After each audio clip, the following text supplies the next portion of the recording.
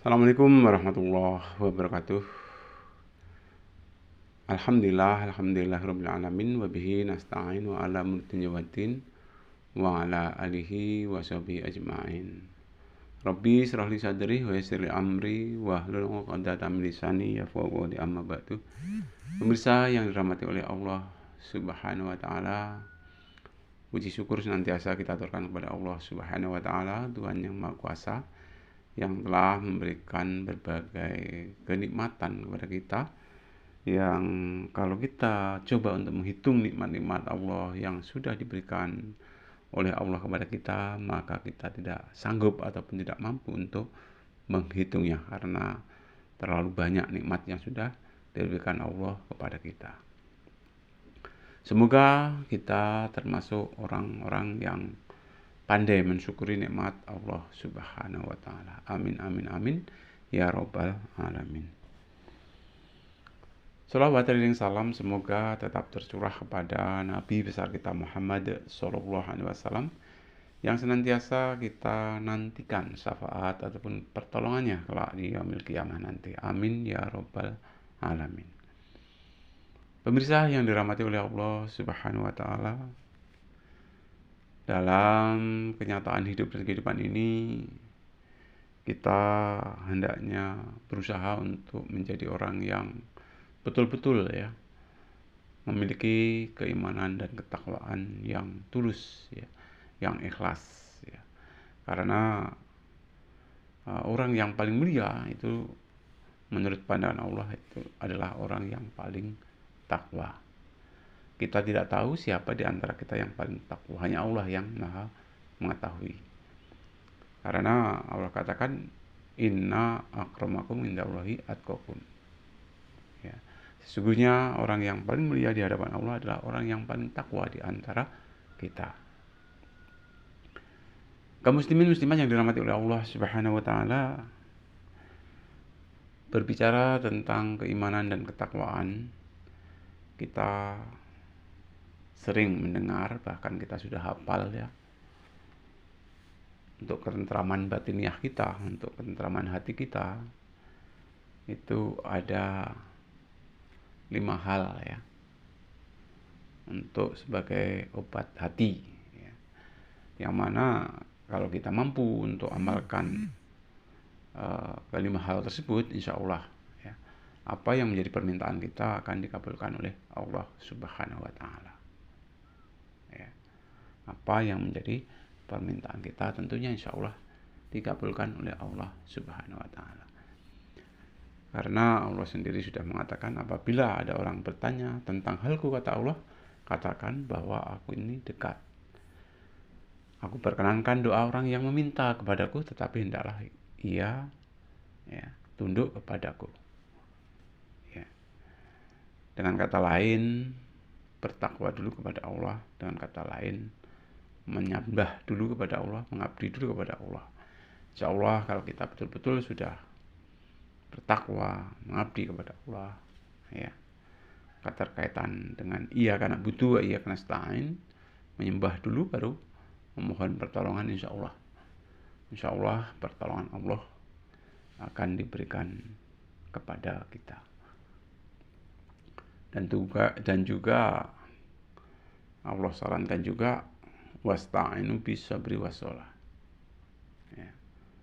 Minta tolonglah kamu dengan sabar dan mengerjakan sholat. Tentunya kita nggak boleh terburu-buru, harus cepat, karena yang terburu-buru itu mengikuti langkah-langkah ataupun nafsu setan. Kita tentunya dengan sabar dan tentunya diimbangi dengan rajin melaksanakan ibadah sholat, karena betapa pentingnya ibadah sholat.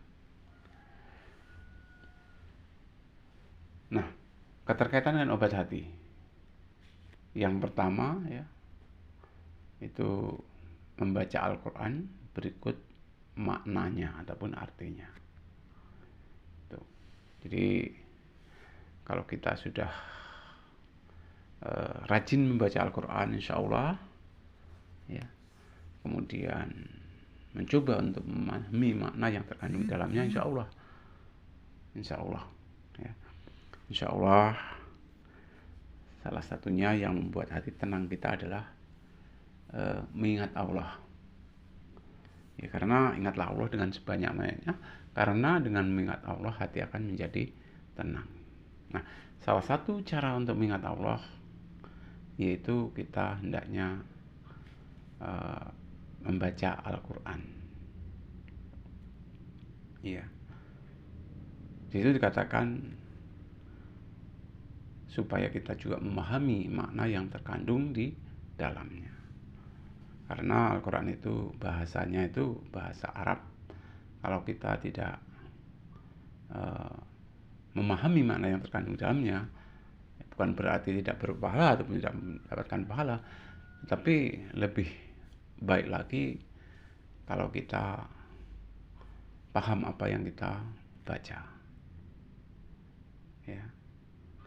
Insya Allah, karena Al-Quran yang itu terdiri dari 30 juz, ya, 114 surat dan 6.666 ayat.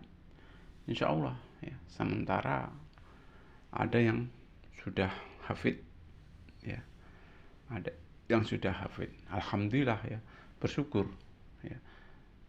Daya kemampuan otak manusia, alhamdulillah. Daya pikir kemampuan otak manusia, ya, alhamdulillah, ya. Banyak sekali orang yang bisa hafid membaca kitab suci Al-Quran ataupun hafal dengan kitab suci Al-Quran.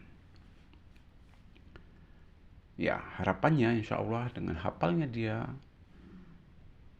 membaca kitab suci Al-Quran, insya Allah, ya, dia pun akan memahami makna yang terkandung di dalamnya. Jadi, ya, kalau kita programkan sebaiknya setiap hari kita harus membaca Al-Quran. Waktu yang 24 jam sehari semalam tentunya kita coba, ya, kita coba untuk menyisihkan, ya, barang seperempat jam mungkin, setengah jam mungkin, ya, ataupun 1 jam, bahkan bisa jadi lebih dari 1 jam. Ya. Syukur-syukur setiap harinya bisa membaca, ya, 1 juz. Kalaupun toh sehari semalam kita mampu menyisihkan waktu membaca 1 juz, insya Allah dalam 1 bulan, ya, diprogram gimana caranya nanti kita bisa khatam membaca Al-Quran. Sehingga kalau setiap bulan kita khatam membaca Al-Quran, berarti selama 1 tahun 12 kali kita khatam Al-Quran. Itu yang sederhana. Kalau yang sudah hafid, ya insya Allah, ya, insya Allah, ya, berkali-kali, ya, khatam Al-Quran. Bahkan alhamdulillah untuk di Indonesia ini ada istilah jamaah tilawatil Quran, ya, membaca Al-Quran, ya, itu 30 juz, ya, dimulai dari pagi insya Allah, ya, selesai selepas maghrib itu insya Allah selesai, ya. Kalaupun toh belum selesai sampai isya, jadi mulai dari habis subuh, alhamdulillah insya Allah ada program, ya, itu hafid Al-Quran, kemudian ada yang menyimak, insya Allah dalam 1 hari, ya, selesai membaca Al-Quran. Kaum muslimin muslimat yang dirahmati oleh Allah Subhanahu wa taala, kalau kita sudah sering, ya, ataupun kebiasaan untuk membaca Al-Quran, bahkan hobi untuk membaca Al-Quran, ya, insya Allah diimbangi dengan sholat malam, Ya. Yang nomor 2 adalah sholat malam. Ya. Insya Allah sholat malam di sini keterkaitan dengan qiyamul lail. Ya. Allah juga sudah berfirman, wa minal laili fatahajjat bihi nafilatan laka asa ya masaka rabbuka maqama mahmuda. Ya. Pada malam hari hendaklah engkau mengerjakan sholat tahajud sebagai sholat tambahan. Mudah-mudahan Tuhan akan mengangkat derajatmu. Jadi memang ini perintah dari Allah Subhanahu wa taala. Ya, tentunya kepada kita selaku kaum muslimin muslimat. Ya. Jadi usahakan istiqomahkan kalau bisa ya sholat tahajud ini ataupun sholat malam ini. Ya, kita munajat kepada Allah ya, bangun sekitar jam-jam 3 ataupun jam-jam setengah 4. Kemudian kita berusaha untuk membaca kitab suci Al-Quran. Ya. Insya Allah kalau kita sholat malam, ya, sholat tahajud, kemudian rakaatnya bisa 2 rakaat salam, tambah lagi mungkin 2 rakaat salam, tambah lagi 2 rakaat salam, tambah lagi 2 rakaat salam, sampai 4 kali salam, ditambah dengan witir. Setelah selesai, ya, kita baca doa, kemudian kita juga membaca Al-Quran. Ya, berzikir dalam artian membaca kitab suci Al-Quran. Ya, karena membaca Al-Quran di kala hening suasana malam insya Allah lebih khusyuk ya dibandingkan dengan jam-jam selain jam-jam setelah sholat tahajud, karena suasananya hening ya. Kondisi badan kita insya Allah lagi fresh. Jadi kalau kita membaca Al-Quran di keheningan malam itu lebih khusyuk. Kaum muslimin muslimat yang dirahmati oleh Allah Subhanahu wa taala, kalau kita sudah biasa melaksanakan amalan sholat qiyamul lail, insya Allah ya, insya Allah nanti Tuhan akan mengangkat derajat kita ya, dalam artian bisa jadi dalam hidup dan kehidupan ini kita diberi kemudahan di dalam segala problematika ya, untuk menggapai suatu cita-cita ya, dalam meniti karir ya, dalam mengurusi segala permasalahan yang berkaitan dengan kehidupan di dunia ataupun kelangsungan hidup, untuk bermasyarakat, berbangsa dan bernegara. Insya Allah nanti akan diberi kemudahan, karena mudah-mudahan Tuhan akan mengangkat derajatmu. Kata-kata mudah-mudahan kalau menurut Allah Subhanahu wa taala, insya Allah Tuhan akan mengangkat derajatnya. Tentunya ya, janganlah kita terus berfokus ya, salah niat, karena innama a'malu binniyat. Sesungguhnya sahnya amal itu tergantung niat. Jadi kita sholat tahajud itu ya, sholat malam itu tentunya ya niat karena Allah, mengharap ridho dari Allah Subhanahu wa taala. Jangan karena ada pamrih yang lainnya. Kalaupun toh sekedar untuk istilahnya itu penyemangat, tentunya kita harus mengetahui nilai-nilai manfaat yang terkandung di dalamnya. Jadi antaranya nilai manfaat yang terkandung di dalamnya adalah Tuhan akan mengangkat derajat bagi orang-orang yang amalkan ibadah sholat tahajud insya Allah secara istiqomah ya. Karena hakikatnya sholat tahajud itu juga sholat tambahan. Walaupun sholat tambahan itu ada perintah langsung dari Allah Subhanahu wa taala untuk kita amalkan. Bapak Ibu hadirin yang dirahmati oleh Allah Subhanahu wa taala, Kemudian yang ketiga yaitu hendaknya kita bersahabat dengan orang-orang yang baik, ya, orang-orang yang soleh. Karena insya Allah kalau kita bersahabat dengan orang-orang yang soleh, insya Allah akan menambah keimanan, ketakwaan kita ataupun kesolehan yang mungkin ya ada pada diri kita. Ya, bergaul dengan orang soleh insya Allah mudah-mudahan ya, mudah-mudahan kita juga akan menjadi orang yang soleh.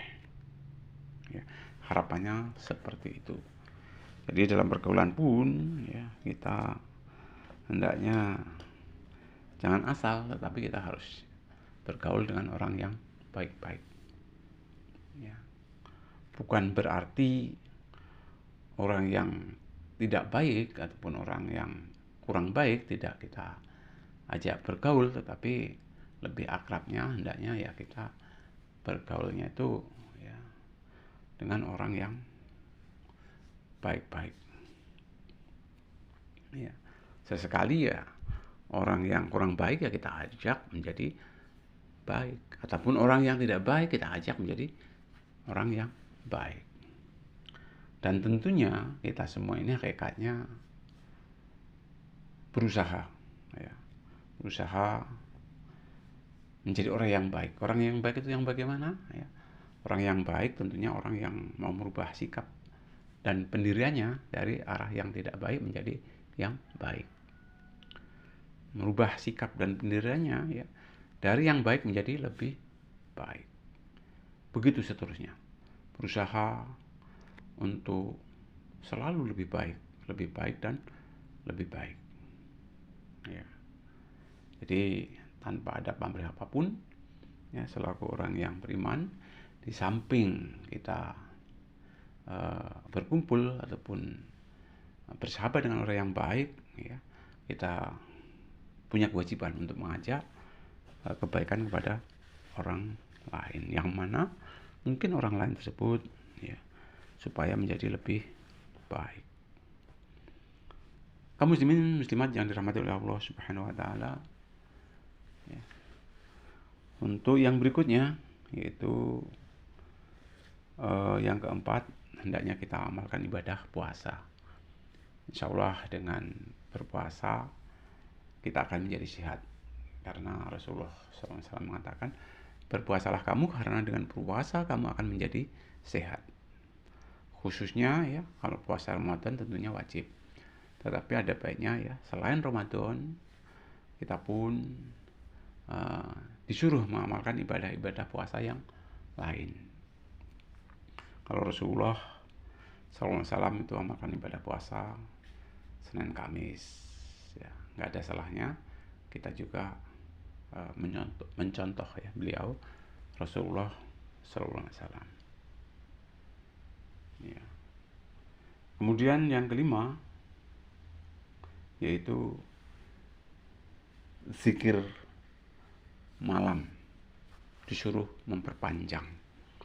Nah, setelah sholat qiyamul lail, zikir malam keterkaitan ini adalah bisa jadi kita baca-baca Al-Quran, baca tasbih, ya, baca kalimat thayyibah, baca istighfar dan lain sebagainya. Jadi di kala malam kita hendaknya memperpanjang zikirnya. Ya. Kaum muslimin muslimat yang dirahmati oleh Allah Subhanahu wa taala, mudah-mudahan ya kelima hal tersebut bukan hanya sekedar hafal ya, yang sering dikumandangkan ya di dalam lagu-lagu ya. Obat hati itu ada 5 perkara. Baca Al-Quran ya, itu mananya, kemudian sholat malam, suruh kerjakan ya, berkumpul dengan orang-orang yang soleh ya. Kemudian puasa disuruh mengamalkan dan zikir ya. Malam disuruh dipanjangkan ya. Itu saja mungkin yang dapat saya sampaikan. Kalaupun ada benar itu dari Allah Subhanahu wa taala, kalau ada kurang itu karena kedhaifan saya pribadi ya. Itu saya ucapkan Astagfirullahaladzim kepada Allah, dan saya mohon maaf yang sebesar-besarnya kepada kaum muslimin muslimat semuanya. Saya akhiri, subhanallah wa bihamdihi, subhanallah wa bihamdika, asyhadu an la ilaha illa anta, astaghfiruka wa atubu ilaik. Assalamualaikum warahmatullahi wabarakatuh.